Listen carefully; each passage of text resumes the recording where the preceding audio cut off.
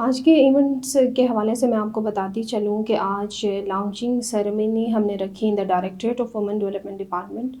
ये launching ceremony actually जो जीबीवी का डेटा हमने कलेक्ट किया फॉर लास्ट 2.5 ईयर्स, उसके रिलीज़ के लिए हमने ये मीटिंग यहाँ पर अरेंज की, जिसमें हमने डिफरेंट स्टेक होल्डर्स को बुलाया, जिसमें दारुल अमान के भी रिप्रेजेंटेटिव थे, ombuds office, child protection, human rights, ये तमाम लोग यहाँ पर मौजूद थे। इसके अलावा सोशल वेलफेयर डिपार्टमेंट भी एक इम्पॉर्टेंट स्टेक होल्डर है। जिस तरह से डेटा आ रहे हैं उसके मुताबिक ही जो है वो गवर्नमेंट लेवल पर या गैर सरकारी सतह पर या हुकूमती सतह पर जो है वो इंटरवेंशंस को डिज़ाइन किया जा सकता है।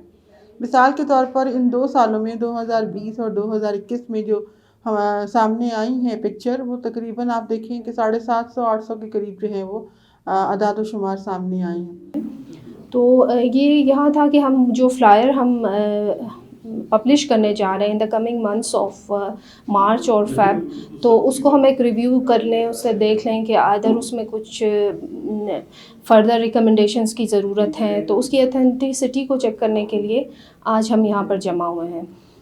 इसमें यह है कि बीइंग गवर्नमेंट रिप्रेजेंटेटिव हमारा सबसे इम्पोर्टेंट रोल है कि हम एज अ कस्टोडियन इस डेटा को देख रहे हैं। वायलेंस के केसेस को ख़त्म करने के लिए या रोकने के लिए जो है हुकूमती और सतह पर और गैर सरकारी सतह दोनों पर जो है वो इक़दाम किए जा सकते हैं।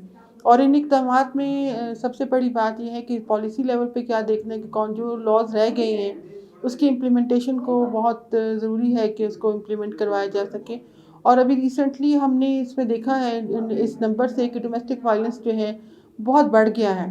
तो इस सूरत में जब डोमेस्टिक वायलेंस अगर बढ़ गया है तो उसको रोकने के लिए हुकूमत ने बहुत अच्छा कदम भी लिया है कि डोमेस्टिक वायलेंस बिल पास हुआ है और अब उसके रूल ऑफ बिजनेस बनने के बाद इसके इम्प्लीमेंटेशन को करना जो है वो आसान हो जाएगा।